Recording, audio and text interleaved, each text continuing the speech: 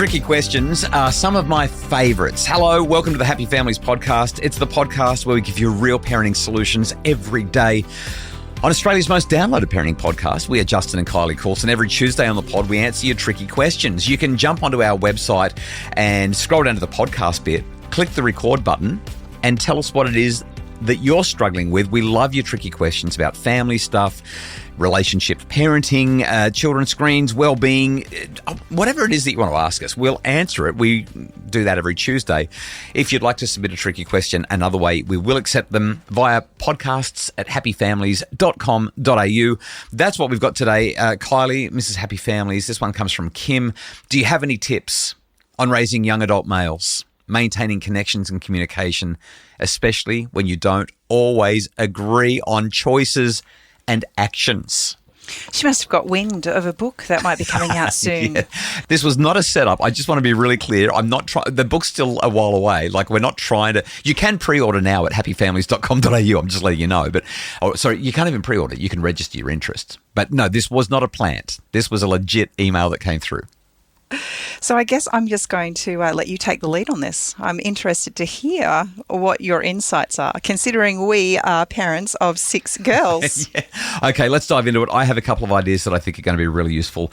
Don't have any idea how old this young adult male is, but the word adult makes me think 18 plus. I'm going to pull the age down to 16 plus because many people who are listening to this pod have got teenage boys and they're frothing for independence. They're starting to say, I want to be my own man. I want to step into I want to make my own decisions. So the first thing that I want to really, really hammer home is that this is what's supposed to happen. Our children, in order to differentiate from us, will work really hard to make decisions on their own. And the easiest way to say, I'm an individual, I'm not like you, I'm making my own choices, is literally to do things that their parents won't always agree about. So the comment from Kim, especially when you don't always agree on choices and actions, this is in many cases, this is a sort of a way that a teenage boy will plant his flag and say, my life, making my choices. As I'm listening to you, all I can think about is, in this situation, when we think about our children, is it better to be right or is it better to maintain a relationship with your child? Too often we come in, we're gung-ho, we're frustrated, we're angry, we read them the riot act, we tell them all the reasons why what they're doing is wrong, and it severs our relationship with them. But if we recognise that in this instance we're talking about a young adult, we're talking about someone who's actually at a point where they can start making decisions for themselves, and they're going to make heaps that go against what you would hope for them. But the reality is, it's not a defining moment. You can come back from pretty much anything. I mean, not totally, completely everything, but pretty much anything. You can come back from it.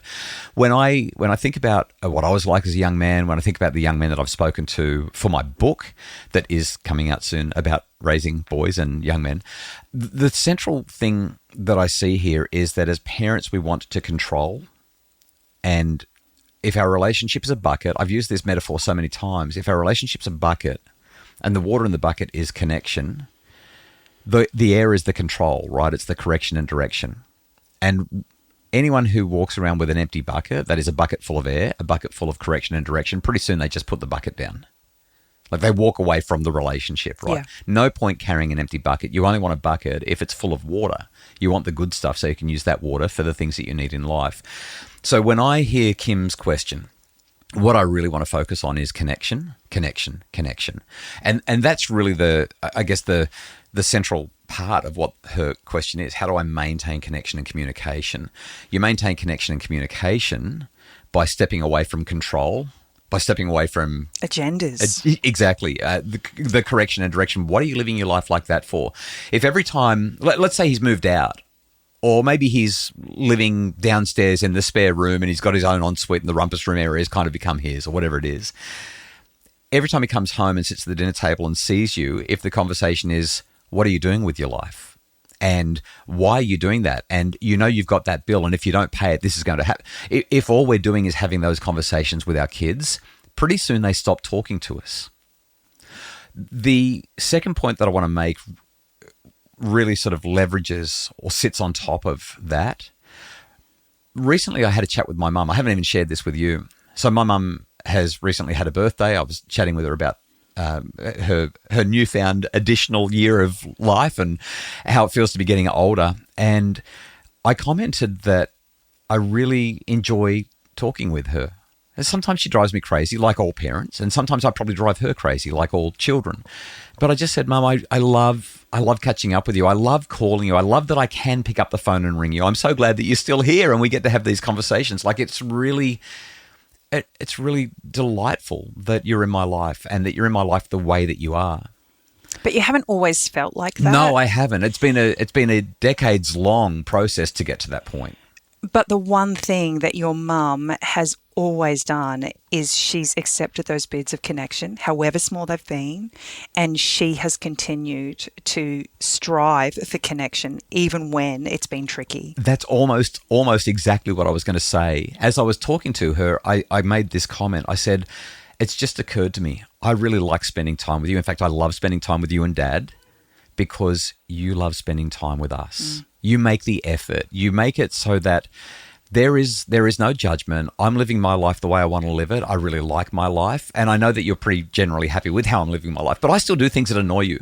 But you don't let that get in the way of our relationship. Yeah. Your love for me and your desire for this relationship to flourish is far greater than any of those ruffling of feathers that can happen from time to time when I do something that you don't like or say something that you don't like, or I decide to spend money on something that you don't think I should be spending money on. I mean, that still happens. I'm turning 50 this year and she still gets cranky about that stuff.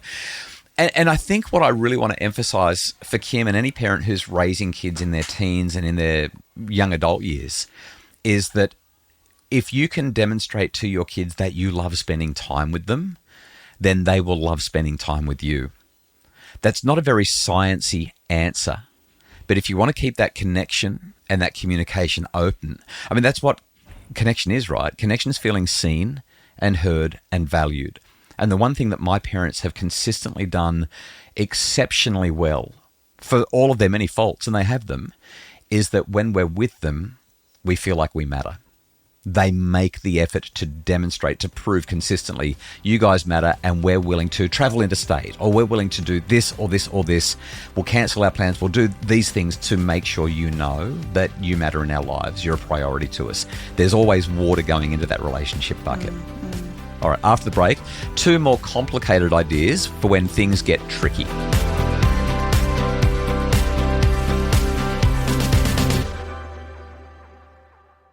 Okay, so you're raising a young adult boy. I mean, the same principles apply for a young adult girl as well. Rituals and rites of passage, they just don't exist today like they did decades and centuries ago. And this is a real challenge because every boy has to prove that he's a man.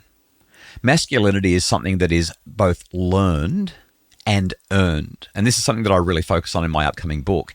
You can watch others and learn about masculinity, but you actually then have to go out and earn it. That's something that's quite different to womanhood. So girls grow up and they are accepted as women once they are mature, once they reach a certain age, once they start to live their lives as young adult females. But for men, there's this thing where your masculinity has to be earned, it has to be proven, it's precarious, it can be taken away. So quite often what you do is you find yourself butting heads with a young man because he's constantly in prove it mode. And he's not going out and slaying a lion or sticking his hand into a mitten full of fire ants or being circumcised. He's not going through those things as a young adult to prove his masculinity.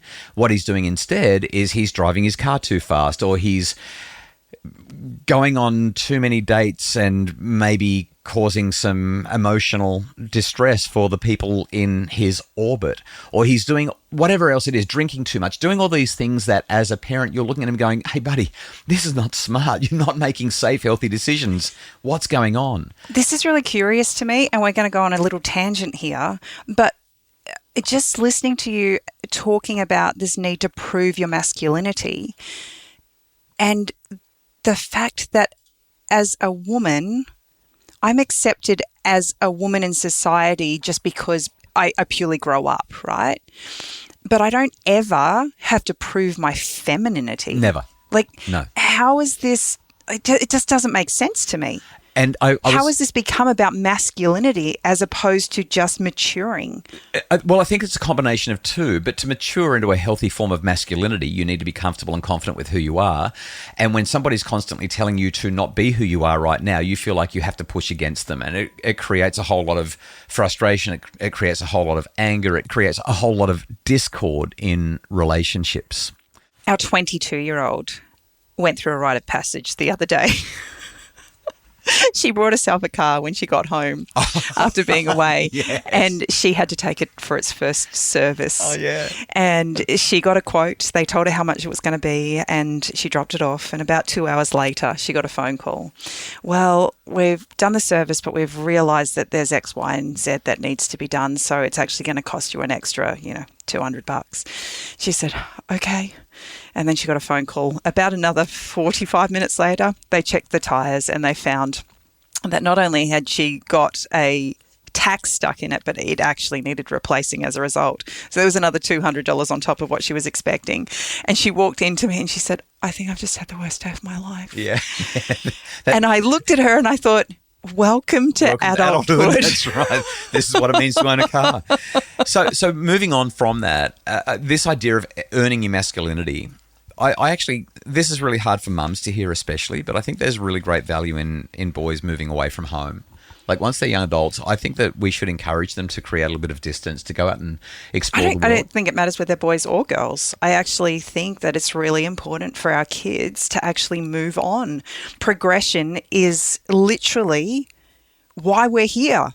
We're here to progress. And while ever we stay under mum and dad's roof, mum and dad are still doing the washing, they're cooking your food. And we just kind of sit in this space of, I'm going to say nothingness. We're not going anywhere. We're not working towards anything more times than not.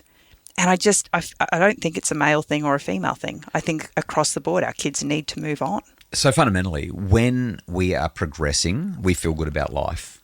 And we've got purpose. We've got direction.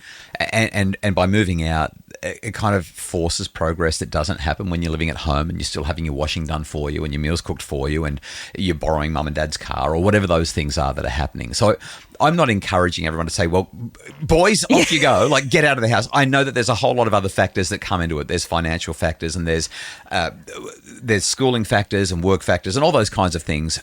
I get all of that, but I just want to highlight creating some distance is sometimes the best thing that you can do for your relationship, and that might be helpful. There's one last thing that I'm going to mention. We are out of time, so I'm going to mention it really, really briefly, and that is that when there is some conflict, when there's some disagreement about what's going on, if your child is now in their young adult years, as a parent, it's your obligation to not tell them what to do.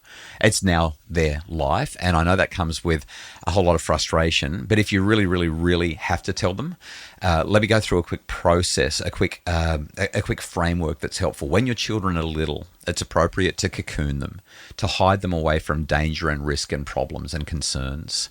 But as they get a bit bigger, you start to step into what's called reasoned cocooning.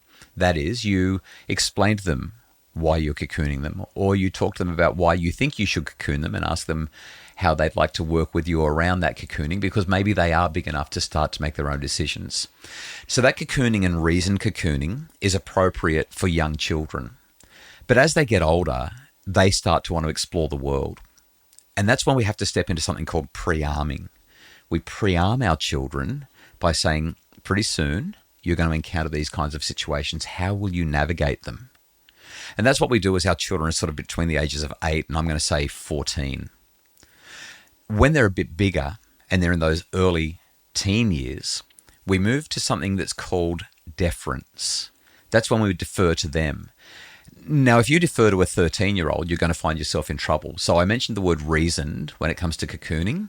We actually step into reasoned deference. So we say, okay, here's the situation. You're 13, 14, 15. You want to do that thing. Let's talk it through. Here are all of the options. Now I'm going to reason with you and then I'm going to defer to you and see if you've got the executive control and the brain power to work out the right way forward. And if they can't, we still do step in from time to time and cocoon them or spend some more time pre-arming them. But finally, by the time they get to 16, 17, 18 and step into young adulthood, we move to deference, where we say, well, you're a young man now, you're a young woman. This really is your choice. If you really feel like you need to have some input, you don't start lecturing. You simply and gently say, I have a couple of ideas around this. Are you open to hearing them? So I love this question because in their answering, we get clarity on where we are in our relationship. When they say, yeah, I'm open, then you have influence. If they say no, they're not. Yeah, no, leave me alone. I've got this. Yeah. Then you actually know that there's some work to be done on your relationship because the connection isn't strong enough right now for them to accept. Normally, and normally, so I think about the couple of decades where I did not want to hear from my parents when it came to advice. It was because I didn't trust them, or more that I felt that they didn't trust me. I'm going to push back. I don't think it was that so much at all. I think it was the fact that your mum never gave you the opportunity to accept it. Well, I guess that's the trust issue, though. It's like you don't trust me, and so I don't trust what you're saying because you're not trusting in my ability to do it. She never asked if you were open to her opinion. She just always has one. Rammed it down my throat. Here it comes. Get ready. But the beautiful thing about that is over the years, you've matured as a person, number one. So you're more it confident. Finally happened. Amazing. No, but you're more confident in your own decisions. Whereas when you were younger, you're not. You're not confident. And so when your mum comes in, she's busting to tell you how to do it. How to live my life because she's got the experience having lived hers already. You've got to prove her wrong, right? Correct. You've got to prove her wrong. So you're not open to hearing it. But when you get to a point in your life where you've matured enough, you're comfortable, you're confident in it, you can hear what she has to say because you know that you don't actually have to accept it. Correct. You can listen to it, but it doesn't have to destroy your relationship. Asking consent, it just opens your kids up to it if they're willing. And I think that's the real crux of it. But I love where this has gone. Kim, hopefully there's been some useful ideas for you in this conversation. That's the idea of asking those tricky questions. If you have a tricky question, you can jump online to happyfamilies.com.au, go to podcasts on our website, click the record button and start talking. It's literally that simple. Super simple system. We will also take your voice notes, podcasts at happyfamilies.com.au. Got a voice note lined up for next week from Anna. Can't wait to talk about that one. Where do babies come from? That's our conversation tomorrow on the podcast. We've gone from big people. I thought tricky questions were today. To little people.